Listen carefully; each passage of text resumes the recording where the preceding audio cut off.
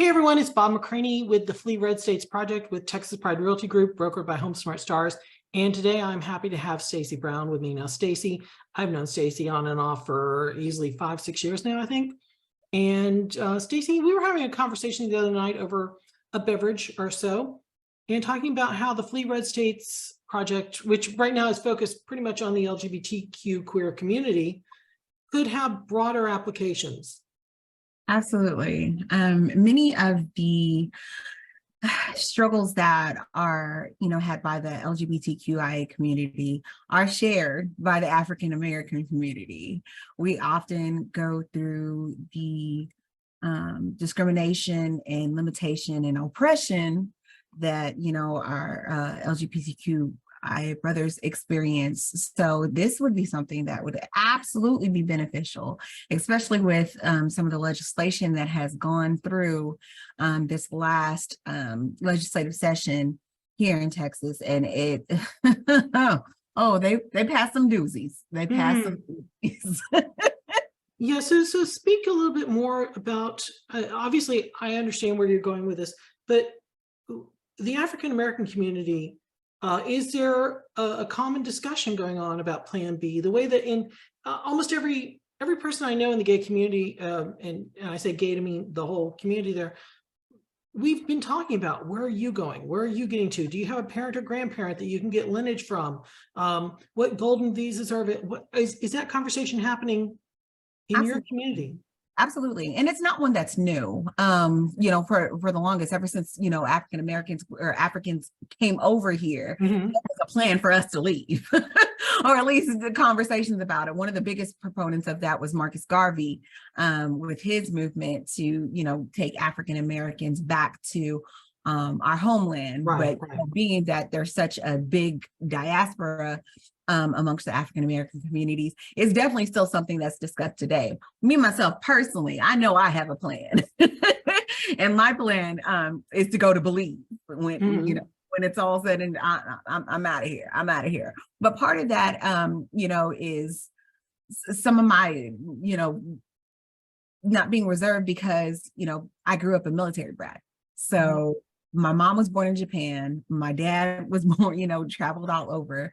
So seeing the different cultures and hearing about the different cultures and the way that people are free or in different parts of the world, and then realizing that here you're so limited for something that you can't even control. Who can control the melanin in their skin? Right. And how to... Right. So I think there's a broad educational need right now for people to know their parents and grandparents and their great-grandparents. Where were they born? How did they get here? Where are they born on a military base over in another country? Does that military base birth give you the rights to the country they were born into? I have friends who, like their grandparent was born in Germany or born wherever. If you pull that down 2 generations to your generation by getting that passport for you, you now give it down to your children and grandchildren to get. If you leave it back 2 generations, they can't reach back that far. So pulling it down to your generation, you may not want to go today, tomorrow, next week, but you can give that to your child and grandchild for them to be able to get to it, because now their grandparent is also got a passport to another country. And within our community, sometimes the lineage isn't always as clear because records, of course, slavery, they didn't really keep a lot of records of our ancestry. However, there are a lot of countries in Africa that are open to African Americans, one, because they understand the trauma that we faced and, not really knowing our homeland. And two, it's a benefit of to them to invite us over because of the knowledge transfer that would take place for us going over there. So one of the countries I know for sure that has been the most vocal about having an open arms policy is Ghana. The government for some time has, invited African Americans to come over and, made it really easy as far as getting citizenship or dual citizenship if you wish to retain your United States citizenship. But there's jobs there. The economy is thriving right now. There's a big investment in African countries, but also there's opportunity below the border here in United States wise, going to South America. So Belize, Honduras, countries like that. Not only are they absolutely gorgeous, but their economy is thriving as well. So there's alternatives for us as African Americans to go to. And it's not even just going to the countries that, maybe where, more folks kind of look like us. There's wonderful countries like Switzerland, where the wonderful and beautiful Tina Turner, God rest her soul, decided to pick up residence, and they're very, their policies and the benefits that they, afford to their citizens are astronomical compared to some of the things that we have to fight for here. Right. So we have a situation here. Let's just look at the medical situation. People go into lifelong debt to try to save somebody's life. We have to have a bake sale for chemo. We have to have, grandma can't have that hip yet till she's a certain age. And yes, taxes are a bit more in other countries, but you don't have the threat of medical debt. You don't have the threat of educational debt dragging you down. And we're ensconced with the idea of American excellence. And we're told to not look at these other countries because, that's socialism, that's whatever, and it's utter crap. Right. It's utter crap. I love my country, don't get me wrong, but countries should compete for our tax dollars the way that restaurants compete for our bill. Absolutely. And if you're not being served well here, why would you not look somewhere else? Right. Because if we're going off of what America tells us to, which is, of course, capitalistic, right? Got to have competition.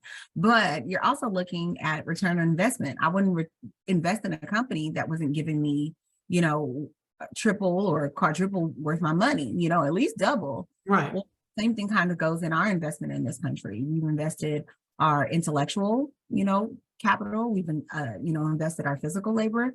We've invested so much. And what are we getting in return? For some of us, being born with our rights for instance, my mom was not born with her right to vote. My mom was born in 1952.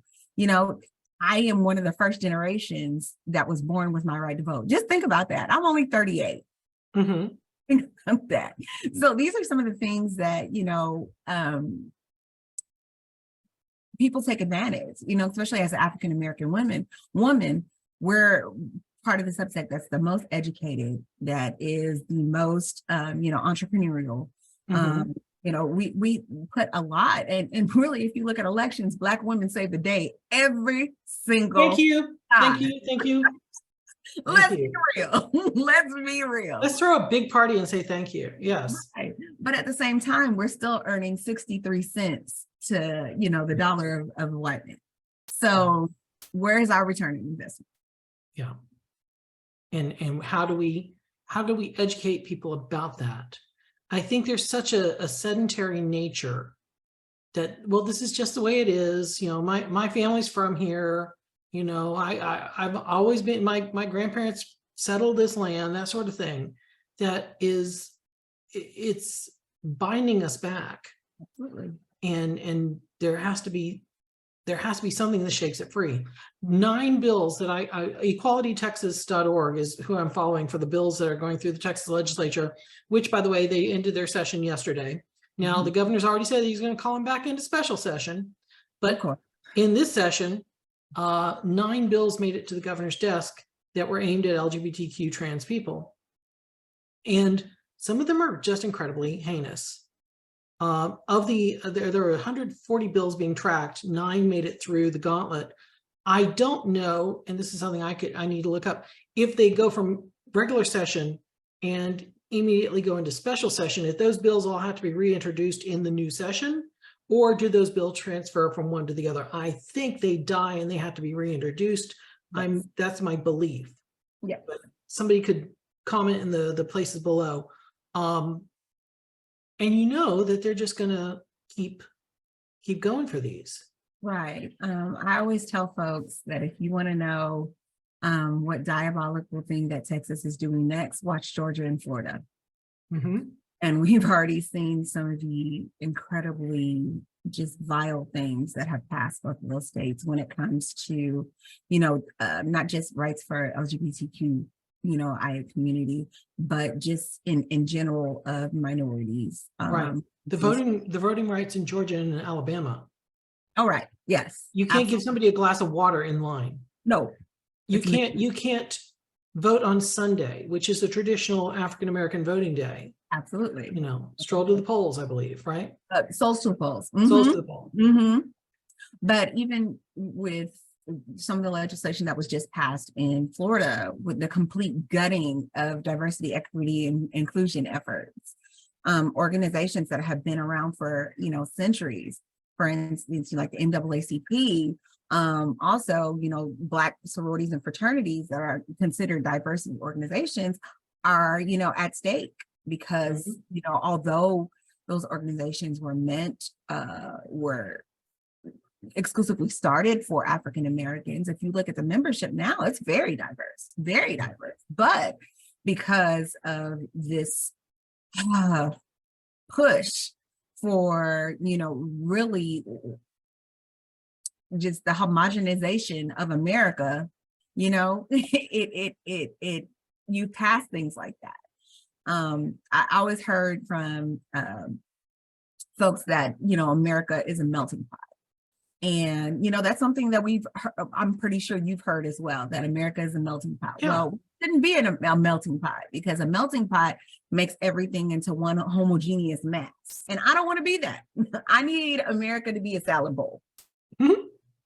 Where everything retains its own characteristics and its own uniqueness. However, it comes together to make something that is wonderful and, delicious beyond itself, Right.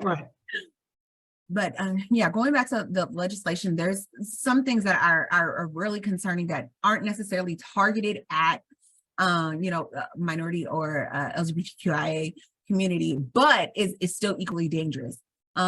They passed a law this session about preemption.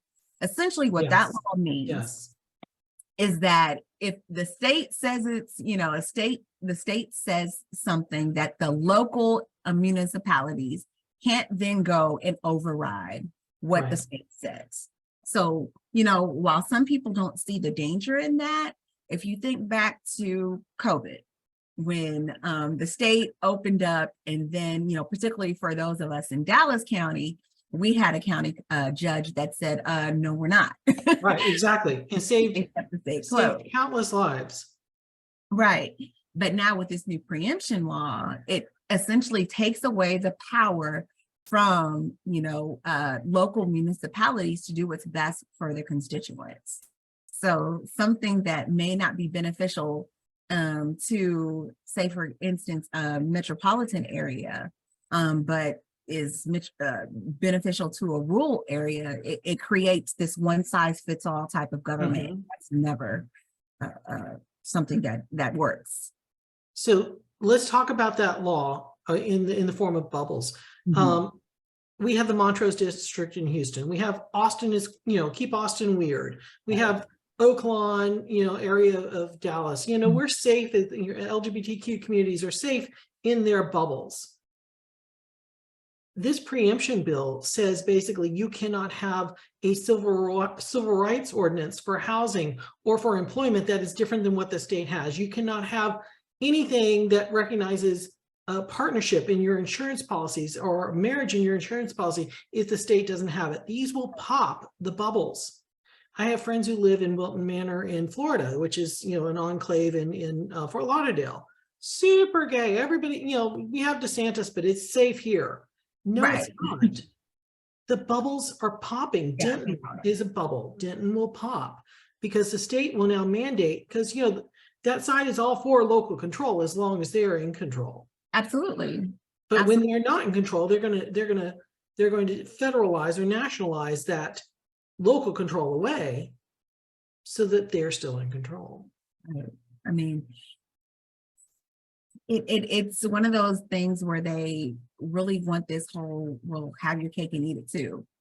It's perfectly okay for us to not call out the people in our own party that are doing stupid things, but we can call out everybody in yours, with the exception of what they did this past week, which I did not believe this day would come, when they would actually impeach. What? You impeach the Attorney General? Craziness. Who in turn really speaks to a lot of what is going on now with some of this legislation, because he started it with some of the things that he took and challenged in our, in the federal courts. For instance, the voting rights, taking that to court about the voter fraud when there was no evidence of it. You wasted millions of dollars, no evidence whatsoever. But that also goes into, women's rights. When you have somebody like a dangerous attorney general like Ken Paxton is, and they start to take things to the state level and then escalate them to be precedent, that's where it's dangerous. Texas, we saw the case always leaves my head, but the case about sodomy a couple of years, Lawrence v. Texas. Yes, Lawrence v. Texas. That was a dangerous precedent. Thank God it was, reversed, I believe, but you're seeing a resurgence of those types of dangerous laws, the drag laws and, the book banning. It's like 1984 come to life. And women have no rights now, body autonomy. No. So, no autonomy. So the interesting way they're getting around this, and everything you just said about Paxton, yes, the big question will be, will his wife, who's in the Senate, be able to vote for him in the Senate? But the bill that the law that they have now, that as an individual, I can sue, Sally over here. If I think Sally had an abortion, I can sue her for $10,000. And if I think her friend Steve drove her across the border, I can sue them both for $10,000. I don't have to prove they did it. I can just sue them. Right. How soon do they take the word abortion off and put homosexual? How soon do they put trans? How soon do they put whatever? There's a bill, I don't think it got through, but there was a bill about libraries that said if I took my child to the library and my child might have seen a book up on a shelf that I didn't agree with, I could sue Margaret the librarian for, $5,000. Not the library system, not the city, Margaret, who's just over there stamping books and telling you to shush. That sort of economic destruction is absolutely draconian. Yeah. And that's what they're going after. And Paxton, you're right, has been pushing these bills. As far as Lawrence v. Texas goes, Lawrence v. Texas was challenging paragraph 2106 of the penal code that says sodomy is illegal, which they only enforced against same-sex couples, never against heterosexual couples. Because that sort of sodomy was fine. 2106 is still on the books. Even though it's unconstitutional, Texas left it on there as a trigger law. The Defense of Marriage Act is still on the books, because if it ever gets reversed, they don't have to have a special session. It's immediately in effect. That sort of stuff is what's happening to our state. Absolutely. I believe hanging as a punishment is still on the Texas. If you can find that, let me know. So there's a lot of things that there's a pushback to this sort of imaginary time. Well, really, it wasn't imaginary. For them, those that subscribe to that, white supremacy type of golden age of America, it was quote unquote great for them. But when has America ever been really great for somebody like me or somebody like you? Yeah. We could never fully really be us without repercussions or having to, having our beings in some way, shape or form being legislated. There's a law that just passed that tells me that I can't be discriminated for wearing my hair how it comes out of my head. It's 2023. Yeah, the Crown Act is passed. Shout out to, Representative Retta Bowers and Senator Boris Miles for that. But absolutely ridiculous. Why did it take this long And why was that even an issue? Why? And I Nobody challenged a white person for how they wear their hair. I mean, I don't get it. But these are the type of things that we say, like things like the Holocaust would never happen again. But this is the type of stuff that led to that. These are the type of laws that led to that. Telling your name, that's how Hitler became as powerful as he did. It wasn't him going around and, you know, identifying people as Jewish. It was your neighbor snitching on your neighbor. Yeah. Yeah. And with these laws, you're indoctrinating folks to believing that this type of discrimination and hatred is okay. And this is where you have to do the education on what is legal, but over what is moral. And sometimes they are not both the same thing. To your point, Germany, 1920, 1930, they passed a lot of ordinances and laws against the Jews and the outcasts before they went to the final solution. It happened slowly and then gradually picked up much more speed. If you're looking at this through a historical lens, all these laws that they're passing are lining up in a very tragic way against people that they can ostracize.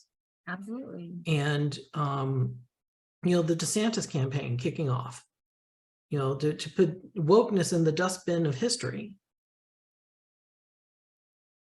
We're supposed to be a country that cares for each other and where everybody has the same alleged rights to success. Right. Wokeness is being aware. And it's terrifying to watch this. And so the whole point of the Flee Red States, which is now also Flee United States, is that nobody should be on the last train out of Paris. You know, by that time, it's too late to have a plan. So I'm trying to get people to listen and plan early. So that's why when we had our conversation, I'm like, you've got to be on the show. You've got to talk to us. Absolutely. And I really encourage, you know, African-American community to look at this. Look at this. Don't wait until it's too late. I'm a firm believer that everybody should have a passport. Stay ready so you don't have to get ready. I'm in the process of, you know, ensuring that my kids have their passports as well, because you never know. Just as quickly as, you know, things turned for 9/11 when we started completely ostracizing and discriminating against, you know, those of Arab or Middle Eastern descent. The same thing happened. That's a repeat. The same thing happened after Pearl Harbor. This is why it's important to know history. This is why they're trying to keep it from us. Why they're trying to rewrite it. They don't want you to know about this, because if you read and you understand, like, hold on, wait a minute, this sounds a lot like, because it is after Pearl Harbor with concentration camps for those of Asian descent. It's the same thing. There's a reason why they're doing these laws where it's pushing and polarizing at the same time while not doing gun controls. Did you ever think about that? The unholy just explosion that could occur when you give not only the ideology of hatred, but then give them means to do something about it. This is what scares me. But it's not going to keep me from speaking out. No, of course not. Definitely not. And educating. Absolutely. Because I'm a firm believer, my kids don't learn it in school. Guess where they're going to learn it? They're going to learn it here at home. They're going to learn here at home. And they're not just going to learn about African-American history. They're going to learn about hard milk. They're going to learn about, all the happenings and different liberation movements, Cesar Chavez. I want you to know as much as possible when it comes to liberation, being educated in liberation, because great ideas come from anywhere, right? Yeah. And I know that may be a little bit more than what we're No, this is what these conversations are here for. but I want, but it starts with you liberating yourself with education, arming yourself with the understanding of not just what is going on, but why they're doing it. Mm-hmm. And what the end goal is. Absolutely. Why would you do this? Why would you, and this seemingly small little ordinance that they're changing here is part of a much larger plan. And we give up everything little bit at a time. Well, that little ordinance passed. Okay, we'll swallow that, but we'll win the next one. And the next little ordinance, the next little ordinance. Suddenly you have a lot of little ordinances that make up a big law that ostracizes or subjugates one group of people, or a large group of people, like women. And suddenly that's okay. We lost one justice on the court. We'll get the next one. No, we didn't. We did. And we didn't. And it's that sort of small progressive loss that we're seeing amount to a huge change in American society. Right. And I mean, you can see how the push for certain legislation and not others, for instance, Clarence Thomas, how we're absolutely pushing, to reverse the same-sex marriage and absolutely pushing to reverse Roe versus Wade, but we won't touch Loving though. We won't touch that case law. Why? Because it benefits him. So just for anybody who doesn't know, explain Loving v. Virginia. So Loving was a case that essentially legalized interracial marriage. And the reason why Clarence Thomas is not touching that particular piece of legislation is because Clarence Thomas, a Black man, is married to a white woman. So it would not benefit him in the least to reverse that legislation. Right. But Oglefeld and Lawrence v. Texas, he's already put in his dissent, in his opinion for Roe v. Wade that he would like to see those cases brought back. Absolutely. And as soon as he said that, Ken Paxton said, absolutely, we should. And so did our Senator Ted Cruz, who said, yeah, we should bring those back up. And it's those small losses along the way that led to the major loss of Roe v. Wade, which is now going to lead to anything else supported by the 14th Amendment is completely shattered. Right. And that's their plan, which is one of the other things that preemption did when it came to local legislation. If anything is illegal on the state level, for instance, marijuana laws, Dallas has a cite and release policy, right? If it's below a certain amount, they'll cite you. Just go to court, go to your court date and, you take it from there. Well, Texas has their way. You have to be detained. And for anybody, depending on what the charge is, you can spend a couple days in jail. While somebody may not think that's a big deal, if you're more economic, status, missing a couple days can, really affect your economic situation. Exactly. So there was a reason for all of this, all of this, and you have to pay attention. This is part of the reason why they're demonizing, like you said earlier, the word woke, because if you look at the history of that in the African-American community, it wasn't something that was, catchy or whatever. It was like you said, it was a warning. Hey, stay woke, because when we walk out our doors, well, it's not even walking out our doors anymore because we get killed for eating ice cream on the couches or sleeping in our beds or, various numbers of things. But I've had my, great aunts and grandmothers still say this when we're like, hey, y'all stay woke. That means keep your eyes on the pivot. If it looks strange, be aware of it because it's dangerous.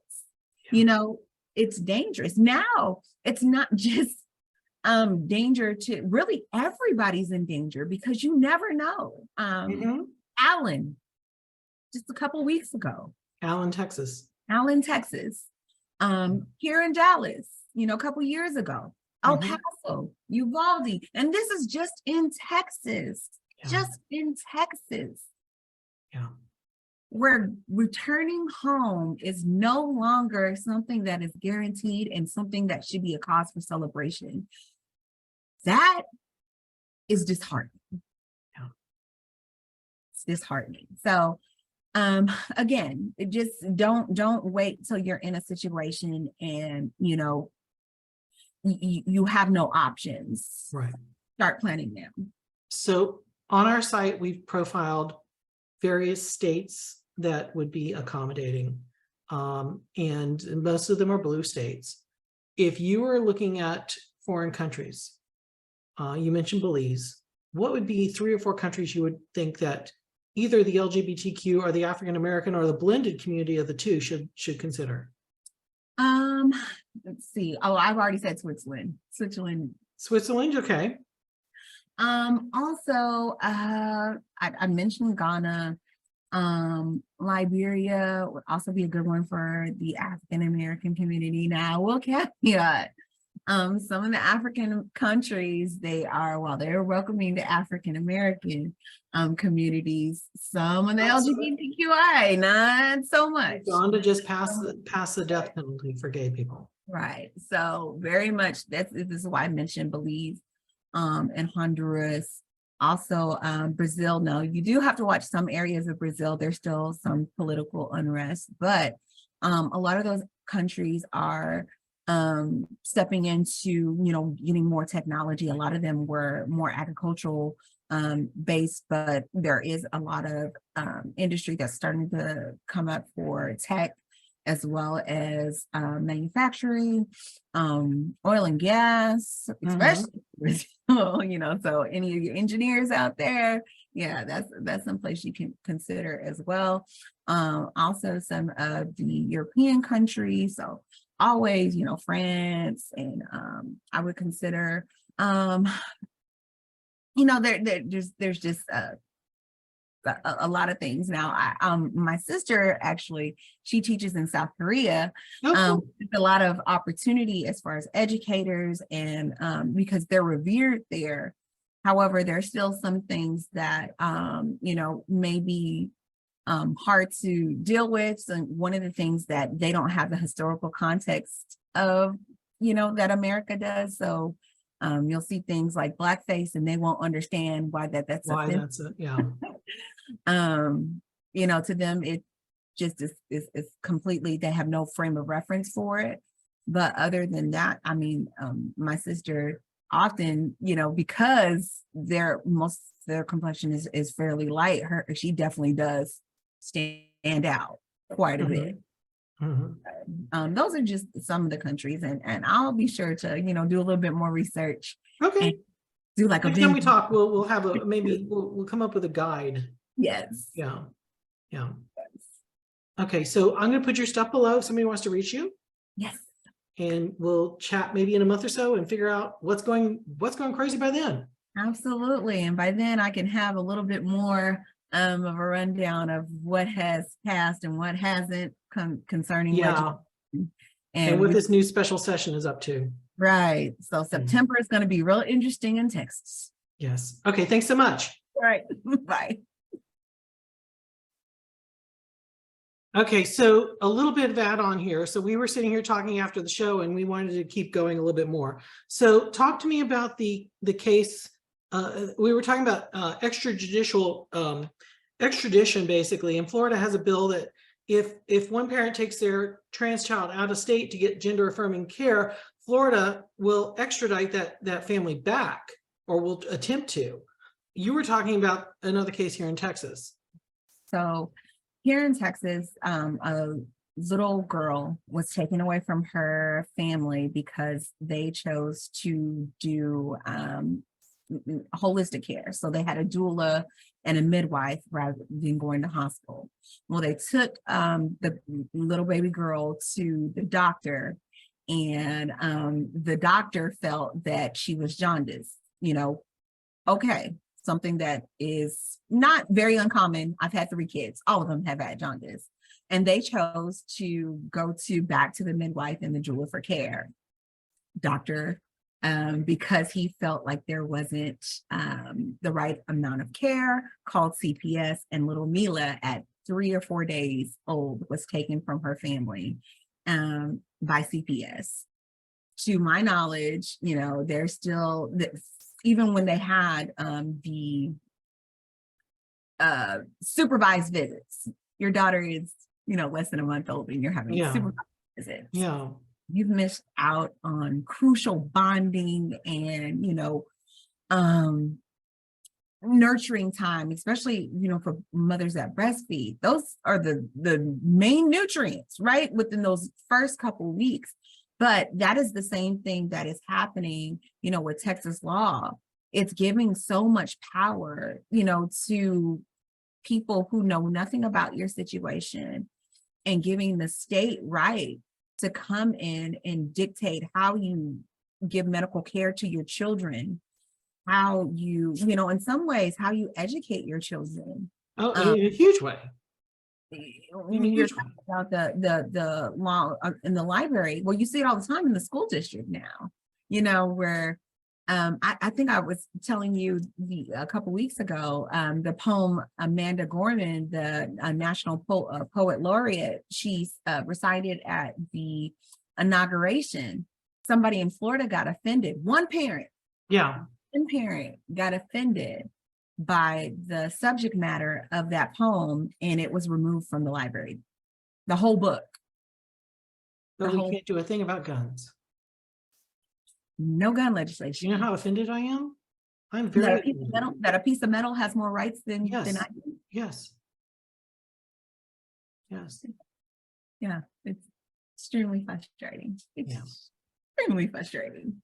But you know, it's one of those things where we're misinterpreting laws that were never meant to mean what people are taking them to mean now. The right to arms and militia had nothing to do with you having an AK-47 so you can shoot a deer. Yeah, the historical reference for the Second Amendment had a lot to do with slavery and had a lot to do with, and at the time, you had the right to a flintlock. You had the right to, you know, something that took powder and jamming it in and putting the ball in and jamming it in and then aiming it and putting in the flint and firing it. And I'm sure somebody who knows guns better than me will say, I just screwed something up in that, but I don't care. It still took minutes to fire one round. Right. These human shredding devices that they have now are literally just, I mean, just there to destroy human flesh. Right. When I was, there's no plausible reason for that other than a military scenario. Why can't I have a tank? Why can't I have a rocket launcher? Why can't I have a weapon that is just so obviously militaristic? Well, because those shouldn't be in civilian hands, in untrained civilian hands. So why is this weapon of human destruction allowed? And why are we not able to sue the manufacturers for making them more deadly? Absolutely. So we can sue. Congress gave them a shield. Yeah, they did, but Congress is also owned by a lot of them. Oh, say it's not so, Stacey. Of course. Say it's not so. Because then, you know, that's unheard of for people to take legislation or take money from folks that would go get the best interest of the constituents. Oh no, that's not heard of. Unheard of, right? Big oil, big gas, big pharma. Yeah.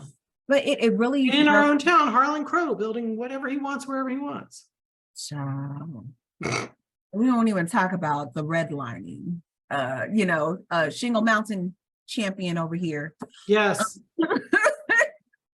Just absolutely ridiculous. Absolutely ridiculous. Like somebody can dump,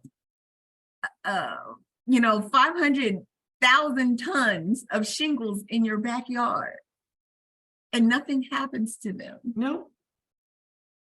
But if you put your trash out on the wrong code compliance is coming to write you a ticket. It's too high. Yeah. It just, and if I'm laughing, it's just because my mind is just, it's the absurdity. The absurdity. It's because it's absolutely absurd. Absolutely absurd. Anytime you put a weapon in somebody's hands to where that the victims have to be identified by the shoes Yeah. that they wore to school that day. I'm not going to lie to you, Bob. It took me about a good 2-3 weeks to send my kids back to school without crying, busting out into tears every time they hit that door. Mm-hmm. And all the teachers, they knew exactly what, and they just, comforted me. It's Miss Brown, but we got it. And I knew that even in that word of comfort that they tried to give, it was hollow. Because they're terrified too. They've got to be. Yeah. We are for the right to life until you're born. Absolutely. The contradictions. Anyway, I just wanted to pop back on and record this segment. We may put this as a part B or a separate segment on a different day, but we were saying things were too important. So thank you for jumping back in. No problem. Until next time.